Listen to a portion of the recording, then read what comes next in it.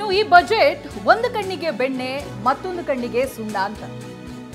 ಸತ್ತಾಗ 6 ಅಡಿ 3 ಅಡಿ ಜಾಗವಾದ್ರೂ ಕೊಡಿ ಅಂತ ಸಿಟಿ ರವಿ ವ್ಯಂಗ್ಯವಾಡಿದ್ದಾರೆ. ಅಲ್ಪಸಂಖ್ಯಾತರಿಗೆ ಕಾಂಪೌಂಡ್ ಕಟ್ಟೋಕೆ ಆದ್ಯತೆ ಕೊಡಲಾಗಿದೆ. ಮೊದಲು ಜಾಗ ಕೊಡಿ, ಆಮೇಲೆ ಕಾಂಪೌಂಡ್ಗೆ ಕೊಡುವಿರಂತೆ. ಇದು ಸಿಟಿ ರವಿ ಅವರ ಮಾತು. ಮತ್ತೆ ತನ್ನ ಬಜೆಟ್ನಲ್ಲಿ ಕೋಮುವಾದಿ ನೀತಿಯ ಮುಂದುವರಿಕೆ, ಇವರ ಜಾತ್ಯತೀತತೆ ಅಂದರೆ ಒಂದು ಕಣ್ಣಿಗೆ ಬೆಣ್ಣೆ ಒಂದು ಕಣ್ಣಿಗೆ ಸುಣ್ಣ. ಎಷ್ಟೋ ಸಮುದಾಯಗಳಿಗೆ ಊರಾಗ ಸ್ಮಶಾನನೇ ಇಲ್ಲ.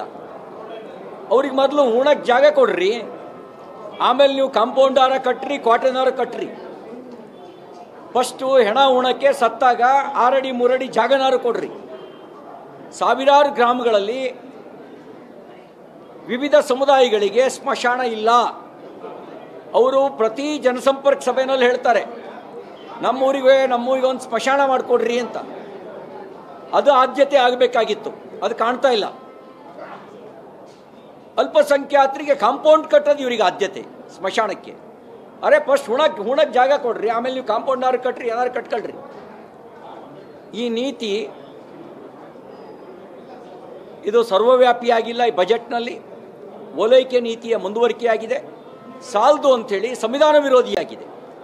ಯಾವುದನ್ನು ಬಾಬಾ ಸಾಹೇಬ್ ಅಂಬೇಡ್ಕರ್ ಮತೀಯ ಆಧಾರಿತ ಮೀಸಲಾತಿಯನ್ನು ನಿರಾಕರಿಸಿದ್ರೋ ತನ್ನ ಸಂವಿಧಾನ ರಚನೆಯ ಸಂದರ್ಭದಲ್ಲಿ, ಇವರು ಮತೀಯ ಆಧಾರಿತವಾಗಿ ಮೀಸಲಾತಿಯನ್ನು ಗುತ್ತಿಗೆದಾರರವರೆಗೂ ವಿಸ್ತರಣೆ ಮಾಡಿದ್ದಾರೆ. 2 ಕೋಟಿಯವರೆಗೆ ಮತೀಯ ಆಧಾರಿತ ಮೀಸಲಾತಿಯ ವಿಸ್ತರಣೆ ಆಗಿದೆ. ಇದು ಸಂವಿಧಾನ ವಿರೋಧಿಯಾಗಿರ್ತಕ್ಕಂಥದ್ದು. ಇದನ್ನು ನಾವು ಸದನದ ಒಳಗೂ ವಿರೋಧಿಸಿ ಹೋರಾಟ ಮಾಡ್ತೇವೆ, ಸದನದ ಹೊರಗೂ ಕೂಡ ಹೋರಾಟ ಮಾಡ್ತೇವೆ.